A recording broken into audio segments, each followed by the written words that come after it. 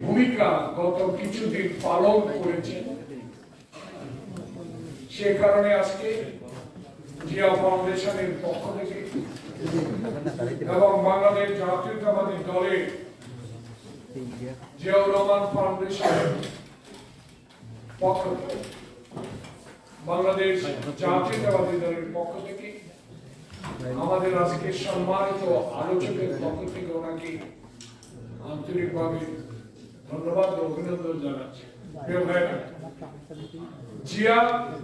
জিয়াউর রহমান যারা আজকে জিয়াকে গালি দেয়, যারা জিয়াকে নিয়ে আজকে সমালোচনা করে, যারা জিয়ার সন্তানকে নিয়ে কটূক্তি করে,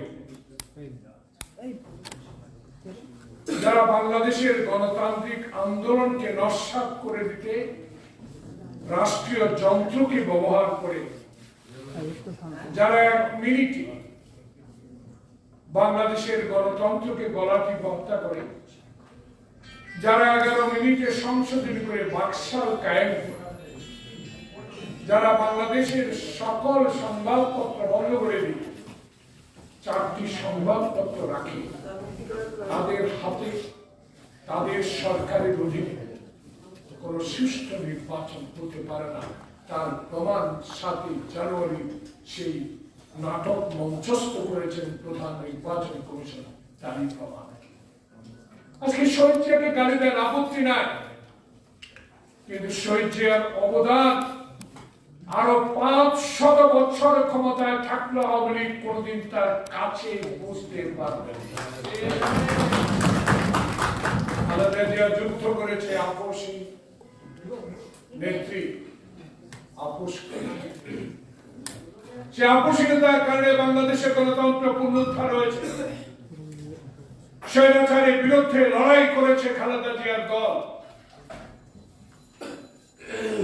আপনার দল যিনি আজকে ক্ষমতায়, আগামীকাল যিনি অবৈধ সংসদ বসবে, সেই সংসদের নেত্রী আপনাকে বলতে চাই, আপনি এরশাদের সাথে আপোষ করে নির্বাচনে গিয়েছিলেন, কিন্তু শহীদ জিয়ার দল, খালেদা জিয়ার দল বিএনপি সে নির্বাচনে যায়। তাই আপনার হাতে গণতন্ত্র, আপনার কাছে গণতন্ত্র কিছুই আসে যায় না। আপনার প্রয়োজন ক্ষমতা, আপনার প্রয়োজন ক্ষমতায় থাকা, আপনার প্রয়োজন টাকা লুট করে বেগম পাড়া হবে। বাংলাদেশে আর কত অত্যাচার, বাংলাদেশে আর কোন পথে নিয়ে যাবেন? আজকে ডলারের দাম কত? আজকে গাজীপুরে দেখেন সমস্ত কারখানা বন্ধ হয়ে গেছে। তেল নাই, গ্যাস নাই, টাকা নাই, পয়সা নাই, আছে শুধু আওয়ামী লীগের কাছে টাকা, আর কারো কাছে টাকা। আজকে তাই এই জিয়া ফাউন্ডেশনে এই আলোচনা সবাই আমরা ব্যর্থ কণ্ঠে বলতে চাই, আপনি মানুষকে সুখ দিতে পারেন নাই, আপনি মানুষের সেবা করতে পারেন নাই, আপনি গণতন্ত্র রক্ষা করতে পারেন নাই, আপনি স্বৈরাচার কায়দা, এরশাদের স্বৈরাচারী কায়দা আপনি ক্ষমতায় থাকতে চান। কিন্তু বাংলাদেশের মানুষ প্রমাণ করে দিয়েছে 7 তারিখে নির্বাচন। আপনি মির্জা আলমগীরকে জেলে রাখতে পারেন, আব্বাসকে জেলে রাখতে পারেন, আমির খসরুকে জেলে রাখতে পারেন, আমার জিয়া ফাউন্ডেশনের মহাসচিবকে আপনি মামলা দিতে পারেন, কিন্তু বাংলাদেশের মানুষ একটা জিনিস প্রমাণ করে দিয়েছে, 14 অটোপাস, 18 নিশিরাতের ভোট আর 24 সালের 4% ভোট বাংলাদেশের মানুষ তো দূরের কথা, বিশ্বের গণতান্ত্রিক দেশগুলো আপনাকে গ্রহণ করে না। আজকে অনেকে আমাদেরকে প্রশ্ন করে, দুঃখ লাগে, আপনারা হেরে গেছেন, আপনারা হেরে গেছেন, আবার 5 বছর ক্ষমতায় থাকবে। মনে রাখবেন, আমার কোনো ভুল নাই, আমি একজন শিক্ষকের সাথে, যে দল, যে নেত্রী আমাকে ধানের শীষ হাতে তুলে দিয়ে 5 বার এমপি করতে পেরেছে, সেই দলের সেই দলের নেত্রী আছে কারাগারে। আমার বিশ্বাস হয় আপনি যদি সত্যিকার স্বাধীনতার সপক্ষের লোক আওয়ামী লীগ হয়ে থাকেন, তাহলে শহীদ জিয়ার স্বাধীনতার ঘোষকের স্ত্রী কারাগারে কেন? এই প্রশ্নের জবাব আপনি কোনোদিনও দিতে পারবেন না, কারণ আপনি প্রতিহিংসা করেন। আপনি রাজনীতি বুঝেন, কিন্তু রাজনীতি না বুঝার ভান করেন, ক্ষমতায় থাকবেন। ইনশাআল্লাহ আমরা রাজপথে আছি। ডক্টর মঈন খান, আপনাকে কথা দিয়ে গেলাম, যত মামলায় দেন, যত হামলাই করুক, যত অত্যাচারে করুক, আমরা আবার রাজপথে নামবো ইনশাআল্লাহ। তার প্রমাণ 28 তারিখে মহানগরীর এই বিভাগীয় কনফারেন্সে, বিভাগীয় সমাবেশে প্রমাণিত হয়েছে। অত্যাচার করেও আমাদেরকে ঘরে রাখতে পারবে।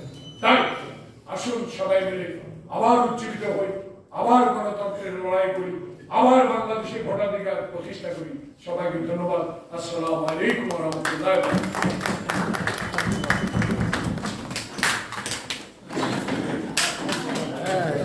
আরে আমার এটি ভালো করতে কি উপরে রাখেন এগুলো, এই এনটিভি ভর্তা আছে।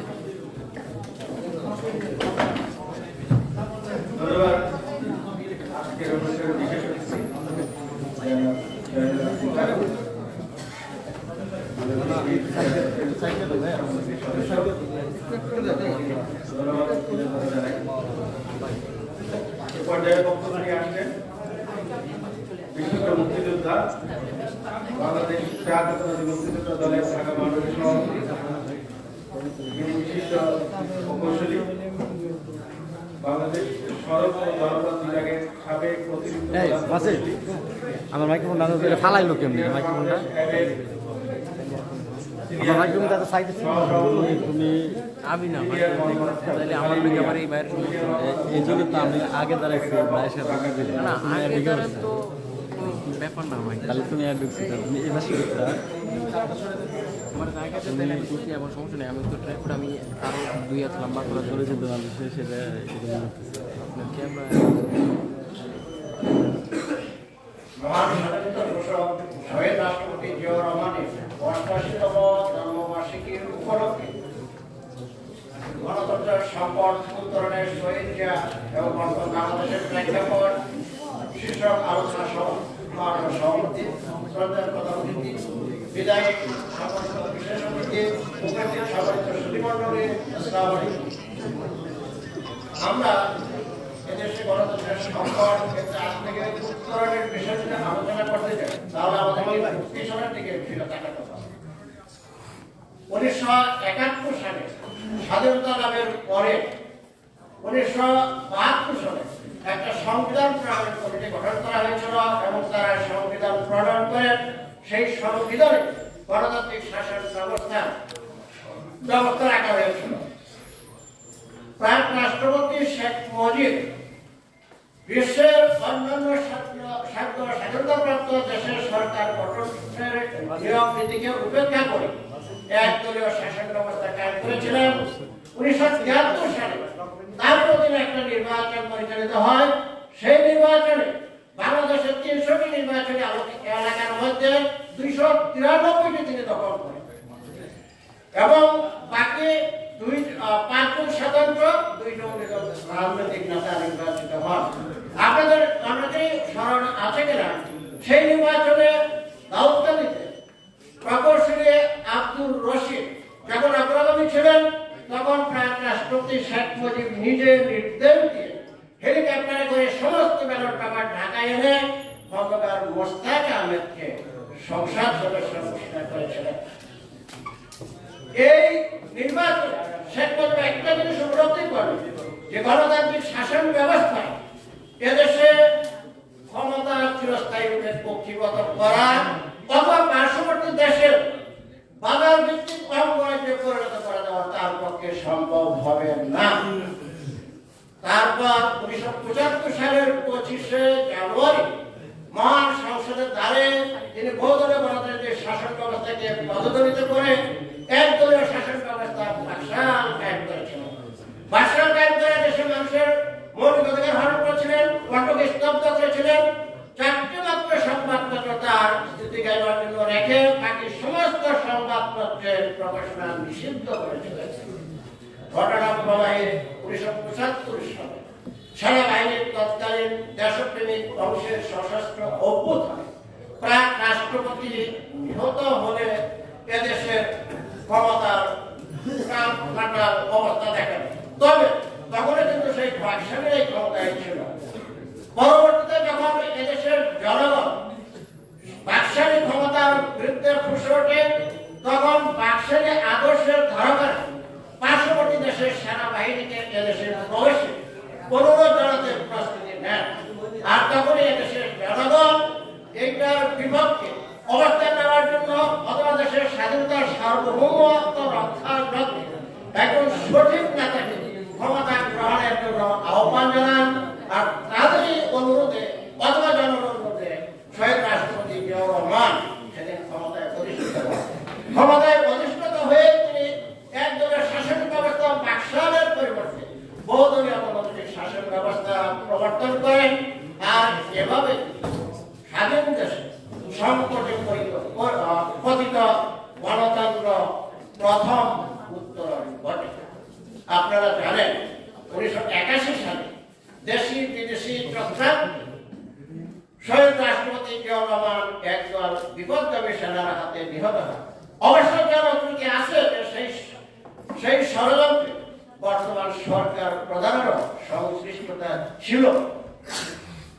যাই হোক, এরপরে একজন স্বৈরশাসক ক্ষমতায় আসেন এবং বর্তমান সরকার প্রধান তার প্রতিটি কার্যে সহযোগিতা করে, সহায়তা করে, এমনকি তার অবৈধ নির্বাচন 1986 সালে জনমতের বিপক্ষে গিয়ে অংশগ্রহণ করে স্বৈরাচারকে চিরস্থায়ী রূপ দেওয়ার লক্ষ্যে সহায়তা করেন।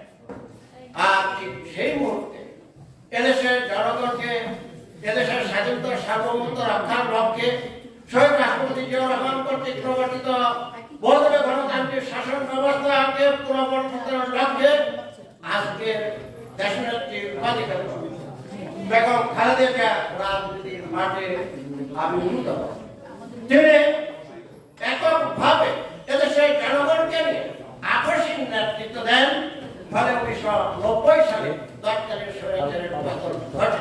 1991 সালে একটি নিরপেক্ষ নির্বাচনের মাধ্যমে দেশনেত্রী বেগম খালেদা জিয়া রাষ্ট্র ক্ষমতায় অধিষ্ঠিত হন এবং পুনরায় গণতান্ত্রিক শাসন ব্যবস্থা প্রবর্তন করে সংকটে পতিত গণতন্ত্রকে দ্বিতীয়বার উত্তরণ ঘটান। বর্তমানে বাংলাদেশের অবস্থা আপনারা জানেন। শেখ মুজিবের সুযোগ্য উত্তরসূরি কন্যা সে রাষ্ট্র ক্ষমতায় প্রতিষ্ঠিত। আপনারা একটি জিনিস খেয়াল করে বুঝবেন যে এই যে রাষ্ট্র ক্ষমতায় আজকে যারা আছে তারা আওয়ামী লীগের সমস্ত লোক কথা কিন্তু একটাই বলে বেড়ায় যে তারা শেখ মুজিবের কথিত স্বপ্নের সোনার বাংলা প্রতিষ্ঠা করার জন্য রাজনীতি করে। শেখ মুজিব নিজেই তো দেখে গেছে যে তার কথিত স্বপ্নের সোনার বাংলা প্রতিষ্ঠা বহুদলীয় গণতন্ত্রে সম্ভব নয়। অর্থাৎ আজকে যারা রাষ্ট্র ক্ষমতায় তারাও কিন্তু কাজ করতেছে একমাত্র উদ্দেশ্য এদেশের বাকশালী শাসন কায়েম করা। যাই হোক, বাংলাদেশ জাতীয়তাবাদী দল এবং এর ভারপ্রাপ্ত চেয়ারম্যান এই তৃতীয়বার সংগঠিত গণতন্ত্রকে পুনরুদ্ধারের জন্য আন্দোলনে লিপ্ত আছে। আমরা সবাই আন্দোলনে লিপ্ত আছি। এদেশের গণমানুষের ভোটাধিকার পুনরুদ্ধার এবং গণতান্ত্রিক শাসন ব্যবস্থা প্রতিষ্ঠিত করতে গেলে আগামী দিনে বাংলাদেশ জাতীয়তাবাদী দল সহ বিরোধী দল সবাই যে সকল কর্মসূচি দেবে তার প্রত্যেকটিতে আমাদের অংশগ্রহণ করতে হবে মাঠ পর্যায়ে। আসুন আজকের দিনে আমরা সবাই শপথ নেই যে আগামী দিনে বাংলাদেশ জাতীয়তাবাদী দল এদেশের গণতান্ত্রিক শাসন ব্যবস্থা পুনঃপ্রবর্তনের লক্ষ্যে যে কর্মসূচি দিবে তার প্রত্যেকটিতে অংশগ্রহণ করবো। এটাই হোক আজকের দিনে আমাদের শপথ। ধন্যবাদ প্রকৌশলী মোহাম্মদ আব্দুল হালিম মিয়া। আমাদের মাঝে অনেক অতিথিবৃন্দ আসেন যাদের উপস্থিতি আমাদের অনুষ্ঠানকে প্রাণবন্ত করেছে, অনুষ্ঠানকে সফল করেছে। আমি তাদের কিছু অংশের নাম বলবো। তার আগে আমি বলে রাখি যে আপনারা যারা বক্তব্য দিব আমাদের প্রধানমন্ত্রী এখানে দিচ্ছেন, চলেও যাবেন খুব দ্রুত এবং 3 মিনিটের মধ্যে আপনারা আপনাদের বক্তব্য শেষ করবেন। প্রিয় উপস্থিতি, এই পর্যায়ে বক্তব্য নিয়ে আসছেন জিয়াউর রহমান ফাউন্ডেশনের দক্ষ সংগঠক, আমাদের সবচেয়ে প্রিয় মুখ, আমাদের সকলের প্রিয় মুখ প্রকৌশলী মাহবুব আলম। এই জিয়াউর রহমান ফাউন্ডেশনের সাংগঠনিক কমিটির সদস্য এবং ওয়ার্কিং কমিটির মেম্বার প্রকৌশলী মাহবুব আলম।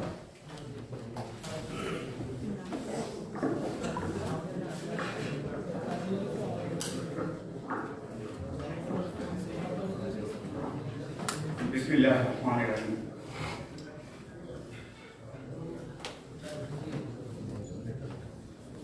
আজকের অনুষ্ঠানের সম্মানিত সভাপতি, জিয়াউর রহমান ফাউন্ডেশনের ওয়ার্কিং কমিটির অন্যতম সদস্য ডাক্তার সৈয়দা তাসনিম ওয়ারিস, আমাদের মাঝে উপস্থিত আছেন বিএনপির জাতীয় স্থায়ী কমিটির সদস্য সাবেক মন্ত্রী ডক্টর আব্দুল মঈন খান, উপস্থিত আছেন জিয়াউর রহমান, শহীদ প্রেসিডেন্ট জিয়াউর রহমানের ৮৮তম জন্মবার্ষিকী উদযাপন কমিটির আহ্বায়ক অধ্যাপক ডক্টর লুৎফুর রহমান, উপস্থিত অ্যাসোসিয়েশন অফ ইঞ্জিনিয়ার বাংলাদেশের সম্মানিত সভাপতি প্রকৌশলী রিয়াজুল ইসলাম রেজু, উপস্থিত ইউটেবের সম্মানিত আহ্বায়ক অধ্যাপক ডক্টর এবিএম ওবায়দুল ইসলাম সহ বিভিন্ন পেশার নেতৃবৃন্দ, আসসালামু আলাইকুম। আজকের অনুষ্ঠানের শিরোনাম গণতন্ত্রের সংকট উত্তরণে শহীদ প্রেসিডেন্ট জিয়াউর রহমান, বাংলাদেশের বর্তমান প্রেক্ষাপট। শহীদ প্রেসিডেন্ট জিয়াউর রহমান শুধু এতটুকুর মধ্যে সীমাবদ্ধ নয়। আমি মনে করি বাংলাদেশের গণতন্ত্রের প্রশ্নে শহীদ প্রেসিডেন্ট জিয়াউর রহমানের পরিবার ওতপ্রোতভাবে জড়িত। এই গণতন্ত্রকে পুনঃপ্রতিষ্ঠা করে বহুদলীয় গণতন্ত্রের প্রবক্তা হয়েছেন শহীদ প্রেসিডেন্ট জিয়াউর রহমান। আর এই গণতন্ত্রের জন্য আপসহীন লড়াই করে মাদার অফ ডেমোক্রেসি দেশনেত্রী বেগম খালেদা জিয়া। আর 15 বছর যাবৎ এই গণতন্ত্রের জন্য লড়াই করছেন গণতন্ত্রের সিংহপুরুষ জনাব তারেক রহমান। আর সংকট কোন রাগ ডাক নয়, সংকট হয়েছে বাংলাদেশের এই আওয়ামী লীগ এবং পার্শ্ববর্তী রাষ্ট্র ভারত। 1971 সালে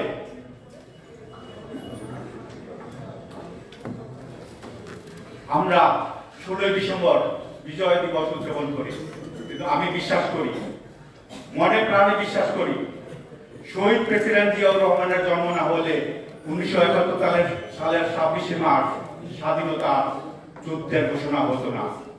আমি বিশ্বাস করি শহীদ প্রেসিডেন্টের জন্ম না হলে 1971 সালের 16 ডিসেম্বর আমাদের বিজয় উদযাপন হতো না। আমি এই বিশ্বাস করি শহীদ প্রেসিডেন্টের জন্ম না হলে আজ হয়তোবা বাংলাদেশের সার্বভৌমত্ব রক্ষা হতো না, হয়তোবা আরেকটি দেশের মানচিত্র দ্বারা আমাদের বাংলাদেশের মানচিত্র বিলীন হয়ে যেত।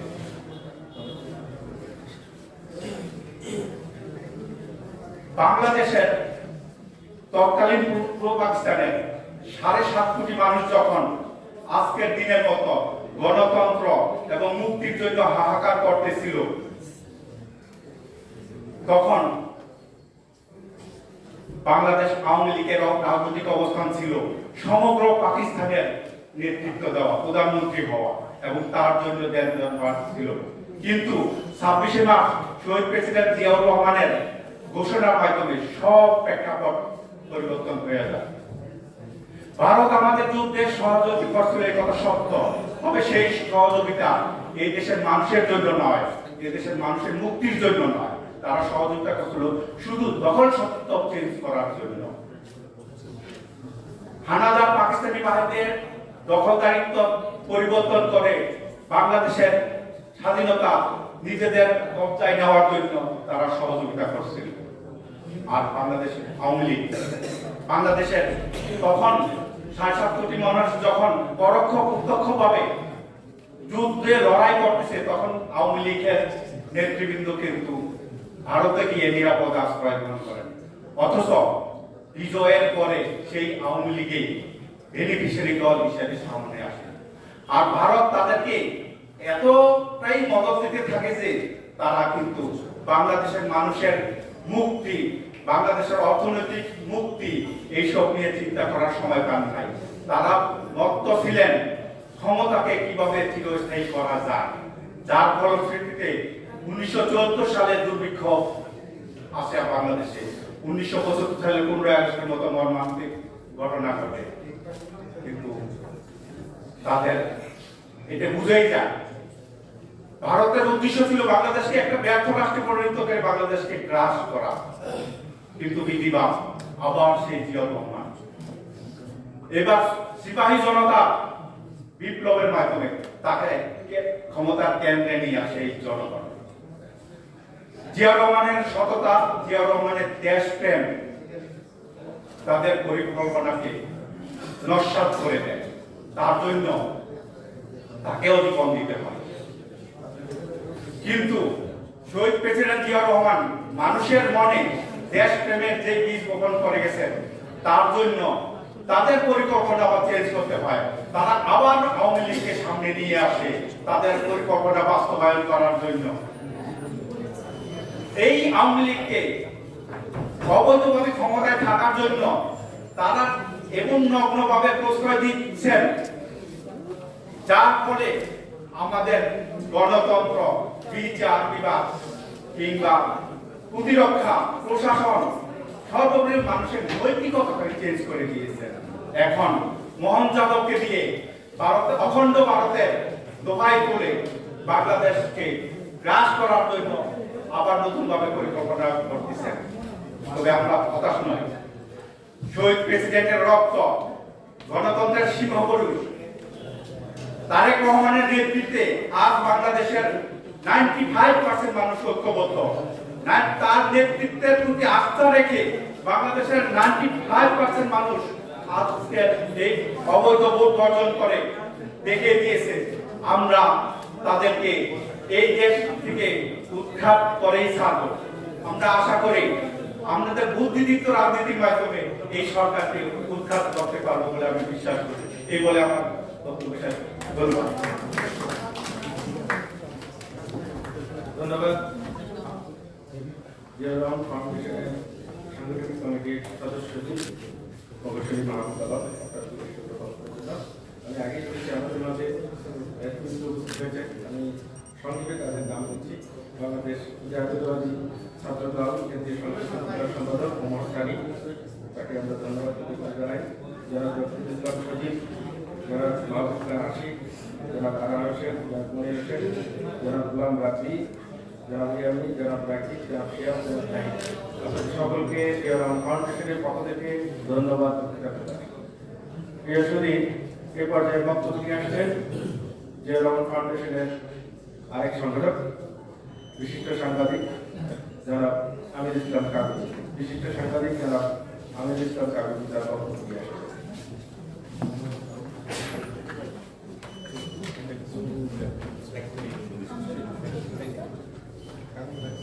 শুভেচ্ছা সবাইকে। শহীদ প্রেসিডেন্ট জিয়াউর রহমানের ৮৮তম জন্মদিনে আজকে এই আয়োজনের সম্মানিত সভাপতি, উপস্থিত আছেন প্রধান অতিথি, বাংলাদেশ জাতীয়তাবাদী দলের স্থায়ী কমিটির অন্যতম সদস্য ডক্টর আব্দুল মঈন খান সহ মঞ্চে যারা আছেন সবাইকে সম্মান, শ্রদ্ধা এবং সামনে যারা শুনছেন তাদেরকেও আজকে শহীদ প্রেসিডেন্ট জিয়াউর রহমানকে নিয়ে কেন আলোচনা হয়? বাংলাদেশের ইতিহাসে সবচেয়ে যতগুলো ক্রান্তিকাল আসছে তখনই তিনি কান্ডারি হিসাবে উপস্থিত হয়েছে। 1971 সালের 25শে মার্চ আপনারা জানেন, যখন রাজনৈতিক নেতৃত্ব একটি স্বাধীনতার ঘোষণা দিতে ব্যর্থ হয়েছিল, সেই সময়কার সংবাদপত্রগুলো দেখলে আপনারা বুঝবেন, সাংবাদিকদের লেখনী দেখলে বুঝবেন, এবং অনেক ঐতিহাসিকের লেখা থেকেও দেখবেন যে একজন একেবারে আত্মসমর্পণ করার জন্য, গ্রেপ্তার হওয়ার জন্য তার সমস্ত সুটকেস যা কিছু আছে লাগেজ রেডি করে নিয়ে বসে আছেন। আর যারা যুদ্ধ করবেন বলে ঠিক করেছেন তারা বিভিন্নভাবে, বিশেষ করে আপনারা জানেন সেই সময়কার অন্যতম নেতা তাজউদ্দিন আহমেদ গিয়েছিলেন 32 নম্বরে, বলেছিলেন যে নেতা একটু আপনি ঘোষণা দিয়ে যান, স্বাধীনতার ঘোষণা, না হলে আমরা কিভাবে যুদ্ধের ময়দানে যাব। সেটাও তিনি দিয়ে যাননি, বলেছিলেন যে তোরা সব নাকি দিয়ে যে ঘুমা, যা কিছু করার দরকার পরে দেখা যাবে। 27 তারিখ আমি হরতাল ডেকে দিয়েছি। এইরকম একটা মুহূর্তে যখন 25শে মার্চ আরেকজন, যিনি চট্টগ্রামে ছিলেন, সেনাবাহিনীতে চাকরি করে রিভোল্ট করা, একেবারে তিনি জেনে শুনেই করেছিলেন যে সেনাবাহিনীতে রিভোল্ট করলে তার শাস্তি মৃত্যুদণ্ড। সেই মৃত্যুদণ্ড মাথায় নিয়েই তিনি ঘোষণা করলেন রিভোল্ট, এবং সেদিন ইশারা জাতি যুদ্ধের ময়দানে ঝাঁপিয়ে পড়েছে। আবার কি হলো, 1975 সালে যখন একদলীয় শাসন ব্যবস্থা কায়েম হলো, যখন সেই সরকারের সামনে আর নির্বাচনের কোনো পথ ছিল না, তখন একটা অস্বাভাবিক পরিস্থিতি সৃষ্টি হয়েছিল। সেই অস্বাভাবিক পরিস্থিতির পরিণতি আজকে আমরা দেখছি, কিন্তু একইভাবে একটা অস্বাভাবিক পরিস্থিতির সৃষ্টি হয়েছে। এখানে স্বাভাবিক প্রক্রিয়ার মধ্যে দিয়ে নির্বাচন অনুষ্ঠিত হলো না। সেই নির্বাচন অনুষ্ঠিত না হওয়ার কারণে একটা দামি সংসদ হতে যাচ্ছে আগামীকালকে, যার প্রথম অধিবেশন হবে। এখানে গণতন্ত্র আজকে একেবারে নির্বাসনে চলে গেছে। শহীদ প্রেসিডেন্ট জিয়াউর রহমানের 19 দফা কর্মসূচির প্রথমেই উনি দিয়েছেন যে বাংলাদেশের স্বাধীনতা, অখণ্ডতা এবং সার্বভৌমত্ব রক্ষা। দ্বিতীয় নম্বরেই তিনি বলেছিলেন যে এদেশে গণতন্ত্র রক্ষা করতে হবে, সমাজতন্ত্র কায়েম করতে হবে, আল্লাহর উপরে বিশ্বাস রাখতে হবে। তো প্রথম দফায় যেটা ছিল যে বাংলাদেশের স্বাধীনতা এবং অখণ্ডতা এবং সার্বভৌমত্ব রক্ষা করতে হবে। আপনারা কি অবস্থায় আছেন জানেন যে আজকে সার্বভৌমত্ব কোন পর্যায়ে, যে সীমান্তে আমাদের বাহিনী, বিজিবির একজন সদস্য বিএসএফ এর গুলিতে নিহত হয়, তার জন্য কোন অবস্থাতেই প্রতিবাদ জানানো হয় না। বলা হয় যে এটা একটা বিচ্ছিন্ন ঘটনা। এটা একটা বিচ্ছিন্ন ঘটনা। আমাদের স্বাধীনতা এবং সার্বভৌমত্ব কোন পর্যায়ে চলে গেছে সেটা একটা উদাহরণ হচ্ছে এই।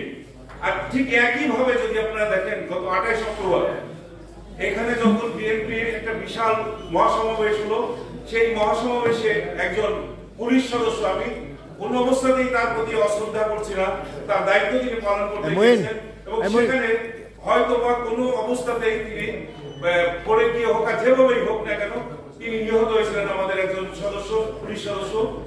আমরা তার আত্মার প্রতি মাগফিরাত কামনা করি, তার পরিবারের প্রতি শ্রদ্ধা জানাই, সবকিছুই জানাই। পাশাপাশি এই কথাও জানাই যে এই ঘটনাকে কেন্দ্র করে বিএনপির কিন্তু 20 থেকে 25,000 নেতা কর্মীর বিরুদ্ধে মামলা হয়ে গেছে। আর আজকে যেখানে আমাদের বাহিনীর একজন সদস্যকে হত্যা করা হয়, তার বিরুদ্ধে কোনো প্রতিবাদ পর্যন্ত করা হয় না। গতকালকে আপনারা দেখেছেন আওয়ামী লীগের সাধারণ সম্পাদক ওবায়দুল কাদেরের সঙ্গে দেখা করতে গিয়েছিলেন, এখানে যে হাই কমিশনার আছেন প্রণব কুমার ভার্মা, তিনি যখন গেলেন তখন কিন্তু পরিষ্কার করে বলছেন যে এই কথা খুব জোর দিয়ে বলেছেন যে ভারত আমাদের এই নির্বাচনে, ভারত আমাদের পাশে ছিল, এই কথা স্বীকার করতেই হবে। এই কথা বলার পরে কিন্তু তিনি তার আগের দিন 27 তারিখ কি বলেন, চীন, ভারত, রাশিয়া আমাদের ক্ষমতায় এনেছে এ কথা আমরা বলি না। অর্থাৎ কিভাবে ইউটার্ন নেন, একটা কথা বললেন যে ভারত এই নির্বাচনে তাদেরকে ক্ষমতায় এনেছে, আর তার একদিন আগে বলছেন যে এরা কেউ বিদেশি শক্তির উপরে আমরা নির্ভরশীল না। এই ধরনের কথাবার্তা আমরা শুনি এই দলটির কাছ থেকে।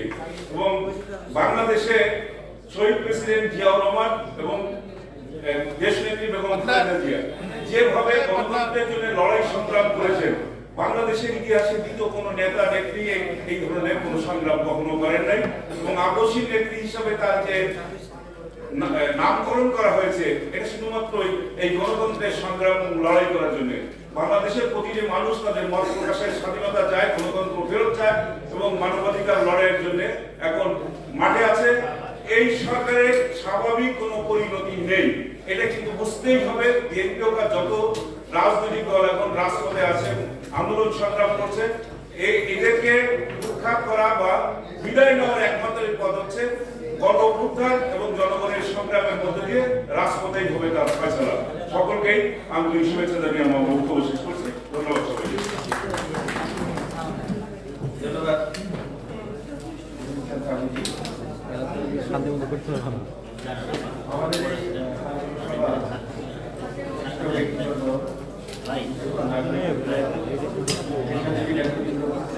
আমরা তাদেরকে ধন্যবাদ নাম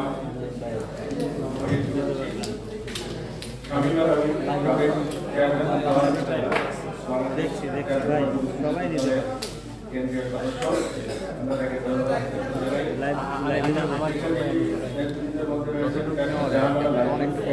সদস্য ইসলাম সহসভাপতি এবং মনিটর জেলারে আব্দুল রহমান এই ভাই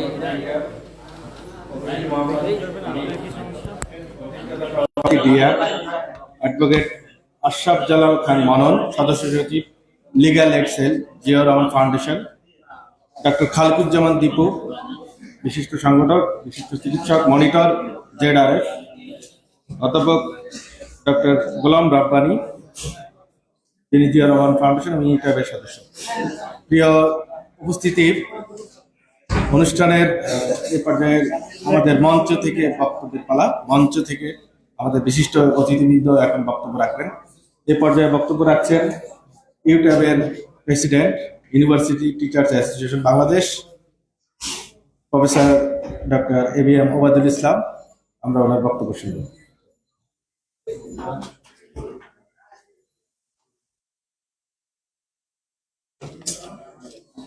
বিসমিল্লাহির রহমানির রহিম। শহীদ প্রেসিডেন্ট জিয়াউর রহমানের ৮৮তম জন্মবার্ষিকী উপলক্ষে জিয়াউর রহমান ফাউন্ডেশন কর্তৃক আয়োজিত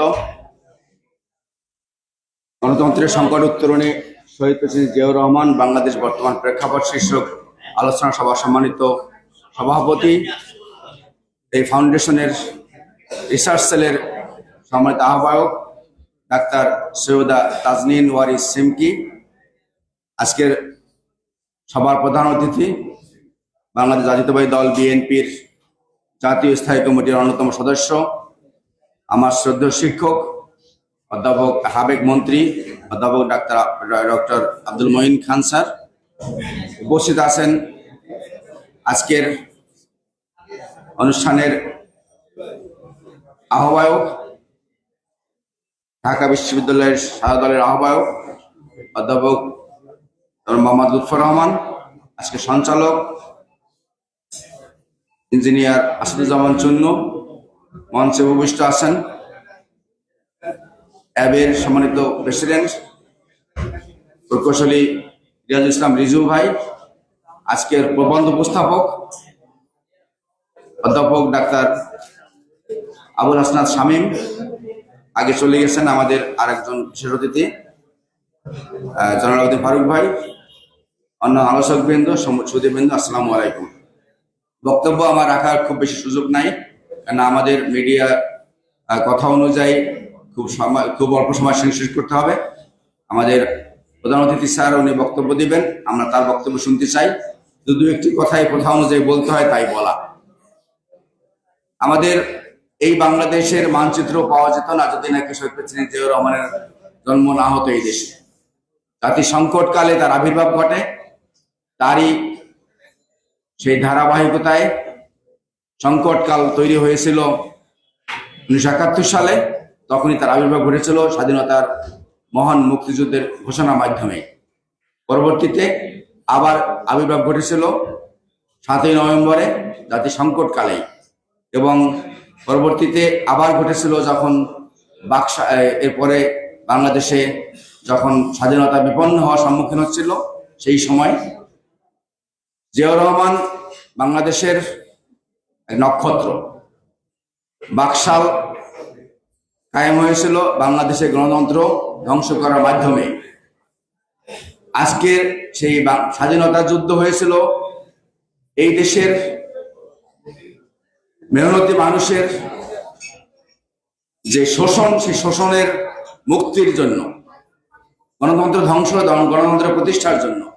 আজকে আমরা দেখেছি সেই গণতন্ত্র বাদ দিয়ে বাকশাল কায়েম হয়েছিল। পরবর্তীতে আবার শহীদ প্রেসিডেন্ট জিয়াউর রহমানের হাত দিয়েই গণতন্ত্র পুনঃপ্রতিষ্ঠা হয়, কিন্তু সেই গণতন্ত্র ধ্বংস করেছে শেখ হাসিনা। শেখ হাসিনা নিজেরা তাদেরকে আওয়ামী লীগকে বলে মুক্তিযুদ্ধের চেতনার দল বলে দাবি করে, কিন্তু আমরা দেখি মুক্তিযুদ্ধের মূল মন্ত্র সেই ডেমোক্রেসিকে ধ্বংস করে তারা চেতনার দল কিভাবে হয়। আমার কাছে মনে হয় আওয়ামী লীগ এখন বাংলাদেশের জনগণের কাছে চেতনার দল না হয়ে যাতনার দল হয়ে গেছে। এমন যাতনা দিচ্ছে, এই যাতনার কারণে বাংলাদেশের মানুষের কথা বলার স্বাধীনতা, বাংলাদেশের মানুষের ভোটের অধিকার, বাংলাদেশের মানুষের স্বাভাবিক জীবনযাত্রা সবই ব্যাহত হচ্ছে। দ্রব্যমূল্যের ঊর্ধ্বগতি বাংলাদেশে বর্তমানে আপনারা দেখেছেন, কদিন আগে ফেসবুকের মাধ্যমে দেখা যায় যে মানুষ দ্রব্যমূল্যের এত ঊর্ধ্বগতি, সেখান থেকে ভাত মাছ তো কেনার দূরের কথা, মাছের কাঁটা কিনছে। আজকে দেখেছেন বোধহয় ফেসবুকে, মাছের কাঁটা কিনে কারণ বাজার থেকে তারা দেখেছে, ফেসবুকে এসেছে। তো বাংলাদেশের অবস্থা এমন তৈরি হয়েছে যে এই গণতন্ত্র বিপন্ন শুধু না, জনগণের যখন ভোটের অধিকার না থাকে, জনগণের যখন কোনো মূল্য না থাকে, সেই দেশে সরকার অনেক কিছুই করতে পারে, সবই সম্ভব। এক নায়কত্ব প্রতিষ্ঠা তারা করেছে, ফ্যাসিবাদ তারা তৈরি করেছে। বাংলাদেশে 2014 সালে তারা ভোট ছাড়া মাত্র 154টা আসনে তারা নির্বাচিত করেছে, সিলেকশন হয়েছে। মাত্র বলেছি কারণ অর্ধেকের বেশি হয়ে গেছে। 18 সালে সেখানে ভোট লাগে না, নিশি রাতে ভোট হয়ে গেছে। আর এবারে আমি আর ডামি মিলে ভোট দিয়েছে। আমিতে যদি হয় নৌকা, ডামিতে হচ্ছে তাদের একই দলের লোক। হাসিনা আশা করেছিল আমি আর ডামি মিলে 30% তাদের সমর্থন, তারা ভোট দিতে আসবে। এই জন্যই তারা নিজেদের লোকের সাথে আবার ডামিকেও সেট করেছিল। কিন্তু ইতিহাস ভাগ্যের নির্মম পরিহাস যে 5% লোক ভোট দিতে আসে নাই। 5%কে তারা নির্বাচন কমিশনে বলছে 28% ভোট, এবং তারও একটু বেশি লবণ দিয়ে মিশিয়ে তারা বলছে 41.8% ভোট। এই যে লবণ দেওয়ার রাজনীতি, একটু স্বাদ বেশি করার জন্য 28কে তারা করছে 42%। এই রাজনীতি মানুষ বুঝে, জনগণ তাদের প্রত্যাখ্যান করেছে। তারা চেয়েছিল মানুষের কাছে 80% ভোট দেখাবে, 80% ভোট পারত যদি নাকি তারা ওই সত্যিকার ভাবে 30% 35% আসতো। আমি এবং ডামি মিলে 30% আসলে তারা ঠিকই তারা 80% দেখাতো, কিন্তু লজ্জা পেয়ে তারা বোধহয় একটু 40% সীমাবদ্ধ রেখেছে। জনগণ তাদের প্রত্যাখ্যান করেছে। এই রাজনীতি, অপরাজনীতি বন্ধ করতে হবে। তবে আমার বক্তব্য হলো এই, শেখ হাসিনার মতো এই ফ্যাসিস্ট রাজনীতিকে এই ফুলের মালা দিয়ে, এই কথা দিয়ে, কবিতার পংক্তি দিয়ে কখনো নামানো যাবে না। যেমন কুকুর তেমন মুগুর। হাসিনাকে নামাতে হলে, বাংলাদেশকে রক্ষা করতে গেলে, জনগণের ভোটের অধিকার প্রতিষ্ঠা করতে গেলে যেমন হাসিনা কুকুর তেমন মুগুর লাগবে। দানবের সাথে কথা দিয়ে প্রেম হবে না, দানবের সাথে ফুলের মালা দিয়ে প্রেম হবে না। দানবের সাথে যা লাগবে তাই করতে হবে। আগামী দিনে সেই লড়াইয়ের আহ্বান জানাচ্ছি, কারণ আমাদের লড়াই অনেক দীর্ঘ হতে হবে মনে হচ্ছে। কারণ যেখানে রাষ্ট্র সন্ত্রাস করে, যেখানে কর্তৃত্ববাদীরা ঝেঁকে বসে, যেখানে তাদের প্রভুরা এখানে ঝেঁকে বসেছে, কর্তৃত্ববাদী বলি বা এখানে আপনারা জানেন কদিন আগে ভারত জেনেছে বাংলাদেশের জনগণের কাছে ভারতের কোনো সমর্থন নাই। কদিন আগে বিশ্বকাপ খেলায় তারা বুঝে গেছে যে 10% লোক তাদের সমর্থন করে না। এখন তাদের সমর্থন হাসিনাকে টিকিয়ে রাখতে হবে। আধিপত্যবাদ, কর্তৃত্ববাদকে যদি প্রতিষ্ঠা করতে পারে, তাদের এখানে তাদের মৌকা, তাদের সুবিধা তাদের প্রতিষ্ঠিত হবে। কিন্তু আমাদের জন্য অনেক পথ লম্বা হবে। এই লম্বা পথে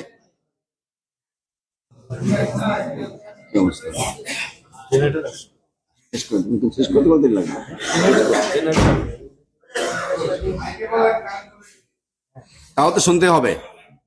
তো হ্যাঁ, এই পথ আমাদের অনেক লম্বা। এই পথে আমাদেরকে আগাতে হবে। আমাদের এই সংগ্রামে আবারও শরিক হওয়ার জন্য আমাদের মনোনিবেশ করার জন্য সবাইকে অনুরোধ জানাচ্ছি।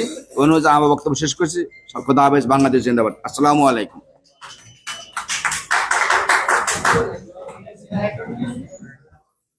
ধন্যবাদ বিশেষ অতিথি প্রফেসর ডক্টর ABM ওবায়দুল ইসলাম আপনার গুরুত্বপূর্ণ বক্তব্যের জন্য। আমি আপনাদের একটু ধৈর্য সহকারে অনুষ্ঠান শেষ করার জন্য বিনীতভাবে অনুরোধ জানাবো। আমাদের বক্তা প্রায় শেষ পর্যায়ে, সুতরাং আপনারা একটু ধৈর্য সহকারে আমাদের বক্তাদের বক্তব্য শুনবেন।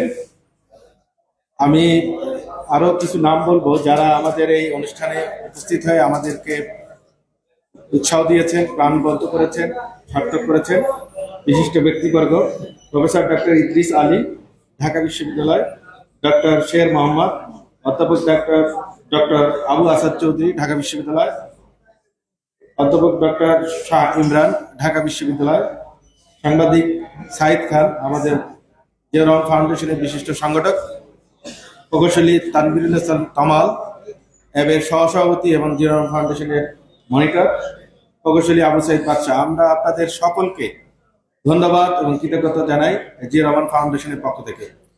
বিশিষ্ট ব্যক্তিবর্গ এবং সম্মানিত উপস্থিতি, অনুষ্ঠানের এই পর্যায়ে আজকের এই আলোচনা সভা সম্মানিত আলোচক, বিশিষ্ট প্রকৌশলী, অনুষ্ঠানের প্রধান বিশেষ অতিথি, অ্যাসোসিয়েশন অব ইঞ্জিনিয়ার বাংলাদেশ এর সংগ্রামী সভাপতি, বিশিষ্ট প্রকৌশলী রিয়াজুল ইসলাম রিজু, উনি আইবির সাবেক সহসভাপতি, আইবি ঢাকা কেন্দ্রের সাবেক চেয়ারম্যান। বিশিষ্ট প্রকৌশলী রিয়াজুল ইসলাম রিজু তার বক্তব্য নিয়ে আসছেন।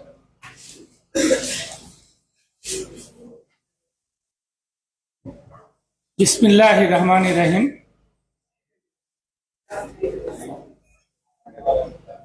আজকের গণতন্ত্রের সংকট উত্তরণে শহীদ প্রেসিডেন্ট জিয়াউর রহমান বাংলাদেশের বর্তমান প্রেক্ষাপট শীর্ষক আলোচনা সভার সম্মানিত সভাপতি ডাক্তার সৈয়দা তাজনিন ওয়ারিস সিমকি, প্রধান অতিথি বিশিষ্ট শিক্ষাবিদ, সাবেক মন্ত্রী, বিএনপির স্ট্যান্ডিং কমিটির সদস্য ডক্টর আব্দুল মঈন খান, বিশেষ অতিথি ঢাকা বিশ্ববিদ্যালয়ের সুনামধন্য শিক্ষক এবং সাদা দলের ইউটেবের সভাপতি ডক্টর ABM ওবায়দুল ইসলাম, আজকের এই অনুষ্ঠানের আহ্বায়ক ডক্টর মোহাম্মদ লুৎফর রহমান, সাদা দলের আহ্বায়ক, আজকের এই মূল প্রবন্ধ উপস্থাপক অধ্যাপক ডক্টর শামীম এবং অনুষ্ঠান উপস্থাপক বিশিষ্ট প্রকৌশলী এবের senior joint secretary Asaduzzaman Chunnu সহ উপস্থিত পেশাজীবী নেতৃবৃন্দ, জিয়াউর রহমান ফাউন্ডেশনের সদস্যবৃন্দ, আসসালামু আলাইকুম। আমি শুরুতে আজকের এই বিষয়ের সঙ্গে একটু আমার ভিন্ন মতামত দিয়ে শুরু করব। আসলে বর্তমানে বাংলাদেশে গণতন্ত্রের সংকট চলতেছে না, বাংলাদেশের গণতন্ত্র হলো মৃত। বাংলাদেশে কোনো গণতন্ত্র জীবিত নেই। সংকট, গণতন্ত্র থাকলে অনেক দেশে সংকট আছে, থাকবে, কিন্তু বাংলাদেশে কোনো গণতন্ত্র নাই।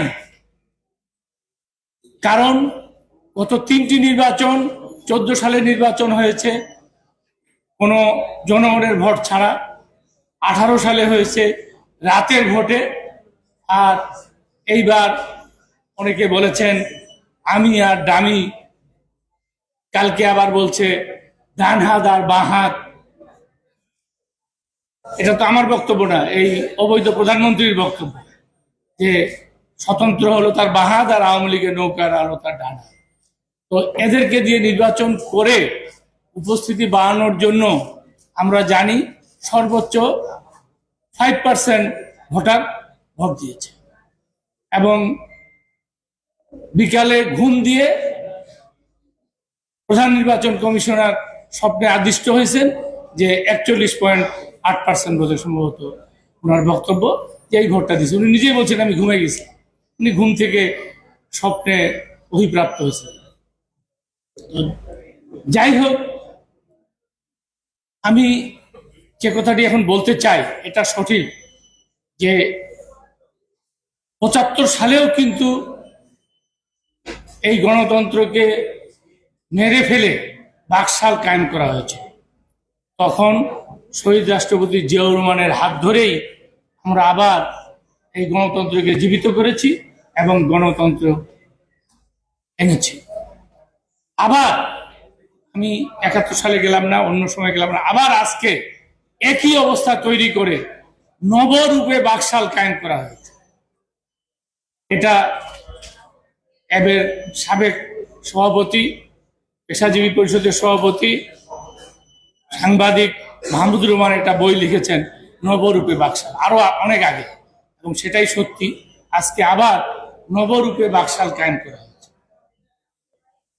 তো এখন যেটা বক্তব্য আমি বলতে চাই, আজকে আমরা মনে করি একটি অত্যন্ত সাহসী, প্রজ্ঞাপূর্ণ নেতৃত্ব এবং কর্মী বাহিনী, রাজনৈতিক বাহিনী লাগবে এই সমস্যা থেকে উত্তরণ হওয়ার জন্য।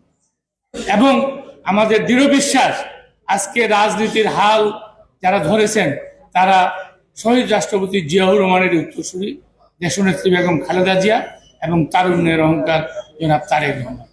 আমাদের দৃঢ় বিশ্বাস আগামীতে তাদের হাত ধরেই এদেশে আবারও গণতন্ত্র পুনরুজ্জীবিত হবে এবং আমাদেরকে রাজপথে থাকতে হবে।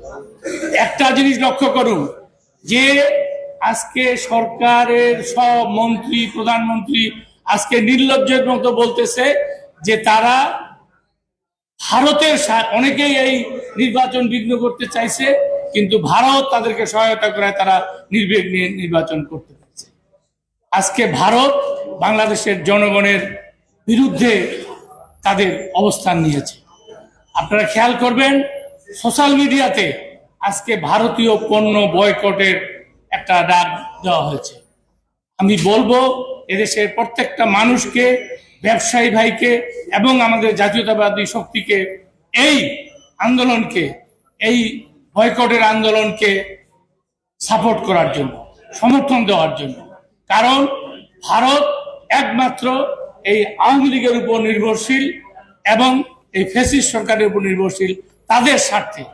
আমাদের কাগজি ভাই বলে গেছেন 2-1 দিন পর পর তারা বিজেপি গুলি করে লোক মারছে, সেখানে সরকারের কোনো বক্তব্য নাই।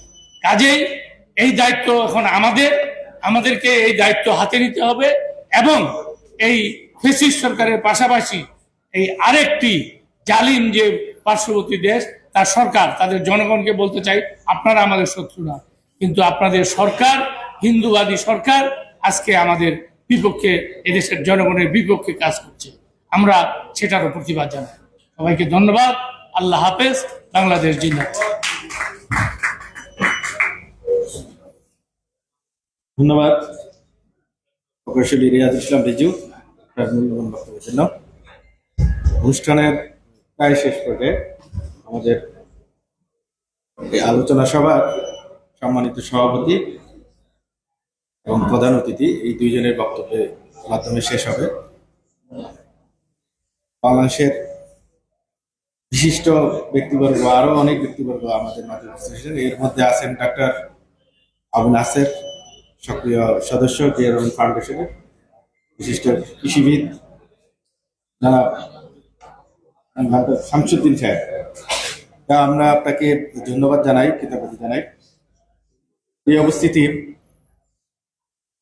গণতন্ত্রের সংকট, যে সংকট 2009 সাল থেকেই শুরু হয়েছে, আজ অবধি আমরা সেই হারিয়ে যাওয়া গণতন্ত্র ফিরিয়ে আনার যে লড়াই, সেই লড়াইয়ে আমরা আমাদের সোচ্চার ভূমিকা রেখে যাচ্ছি। জিয়াউর রহমান ফাউন্ডেশন যদিও একটি সামাজিক সংগঠন, তারপরেও আমাদের এই চলমান গণতন্ত্র ফিরিয়ে আনার যে লড়াই, সেই সংগ্রামে আমরাও সামিল হচ্ছি। আপনাদের আজকের এই উপস্থিতির জন্য আমরা জিয়াউর রহমান ফাউন্ডেশন অত্যন্ত কৃতজ্ঞতার চিত্তে আপনাদেরকে ধন্যবাদ জানাচ্ছি। এ পর্যায়ে বক্তব্য নিয়ে আসছেন আজকের এই অনুষ্ঠানের সম্মানিত সভাপতি, বিশিষ্ট চিকিৎসক ডক্টর সৈয়দা তাজনিন ওয়ারিস সিমকি, আহ্বায়ক research sell Ziaur Rahman foundation, সভাপতির বক্তব্য নিয়ে আসছেন।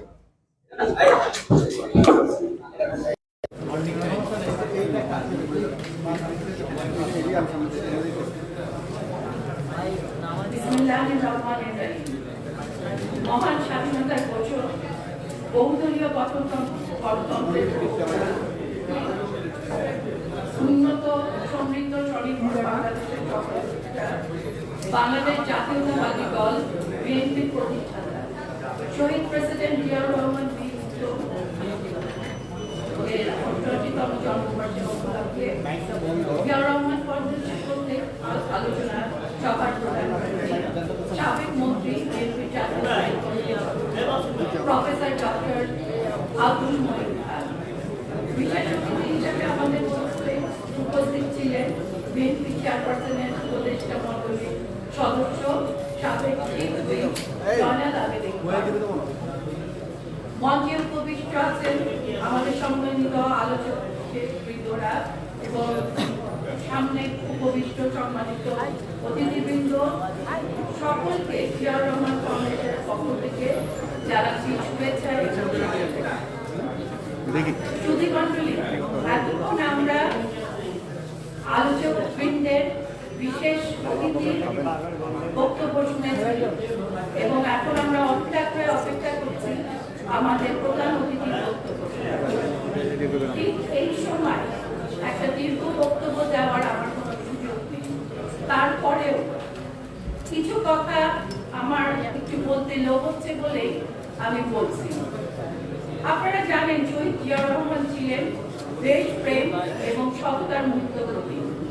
1971 সালের 25শে মার্চ সেই কালো ভয়াল রাতে যখন পাক-হানাদার বাহিনী আমাদের সমস্ত জাতির উপরে ঝাঁপিয়ে পড়ে, যখন মানুষ দিশেহারা, ঠিক তখনই দেশপ্রেমী জিয়াউর রহমান নিশ্চিত মৃত্যু জেনে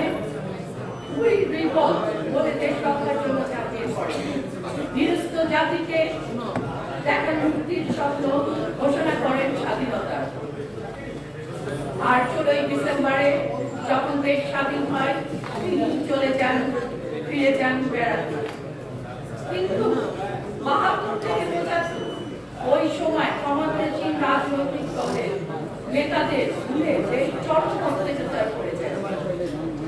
15ই আগস্টের মতো ভিন্ন প্রকারের পর আমাদের স্বাধীনতার হুমকিতে পড়ে, ঠিক তখনই যে হাতে স্বাধীনতার অস্ত্র তুলে নিয়েছিলেন সেই হাতে দেশ গঠনের দায়িত্ব।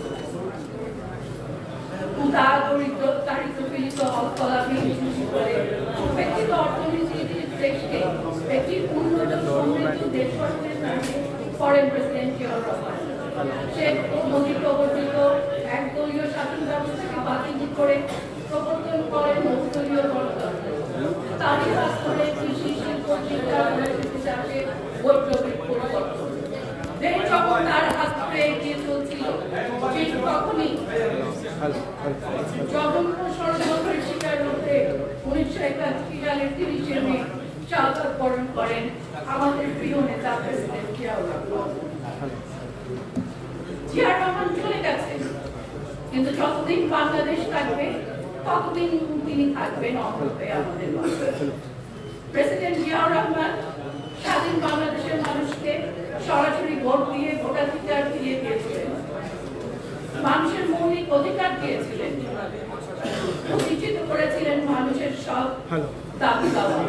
কিন্তু এই প্যাসিফিক আওয়ামী লীগ গত 16 বছর ধরে মানুষের অধিকার কেড়ে নিয়েছে, হরণ করেছে মানুষের কথা বলার অধিকার, লুটপাট আর সন্ত্রাসের নৈরাজ্য তৈরি করেছে। তাই আমি মনে করি শহীদ প্রেসিডেন্ট তার দেশপ্রেম এবং সততার চেতনায় উজ্জীবিত হয়ে মানুষের মুক্তির সংগ্রাম চালিয়ে যেতে হবে। নতুন প্রজন্মের কাছে জিয়াউর রহমানকে এই আদর্শ তুলে ধরতে হবে।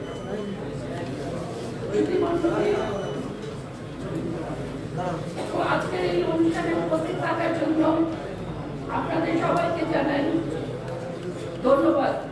বিশেষ করে ধন্যবাদ জানাই আমাদের এক্সিকিউটিভ ডাইরেক্টর, জিয়াউর রহমান ফাউন্ডেশনের এক্সিকিউটিভ ডাইরেক্টর, ঢাকা উত্তরের ভারপ্রাপ্ত আহ্বায়ক, জাতীয়তাবাদী দলের উপদেষ্টা মণ্ডলীর সদস্য প্রফেসর ডক্টর ফরহাদ আলী জোরারকে।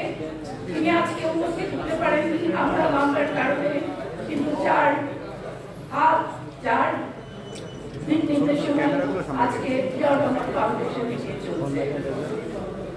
আমি ধন্যবাদ জানাই আমাদের প্রিয় নেতা তারেক রহমানকে, যিনি জিয়াউর রহমান ফাউন্ডেশনের প্রেসিডেন্ট, যার হাত ধরে আমরা সমাজের কল্যাণকর কাজ শিখতে পেরেছি, জানতে পেরেছি। তার নেতৃত্বকে জানাই আমরা বিশেষ করে ধন্যবাদ জানাই প্রফেসর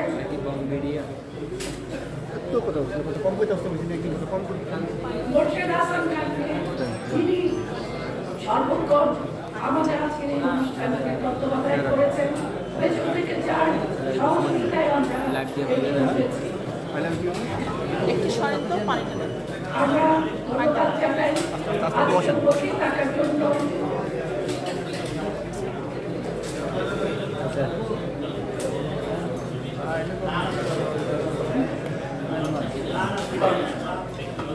ধন্যবাদ জানাই আপনাদের উপস্থিত থাকার জন্য। ধন্যবাদ জানাই আমার সাংবাদিক ভাইদের বোনদের, যারা আমাদের এই অনুষ্ঠানে এসে আমাদেরকে আলোকিত করেছে। পরিশেষে শুধু এইটুকু বলবো, আজকের এই অবস্থায় আমরা যারা আছি আমাদের ধৈর্য ধরতে হবে এবং সাহস করে এগিয়ে যেতে হবে।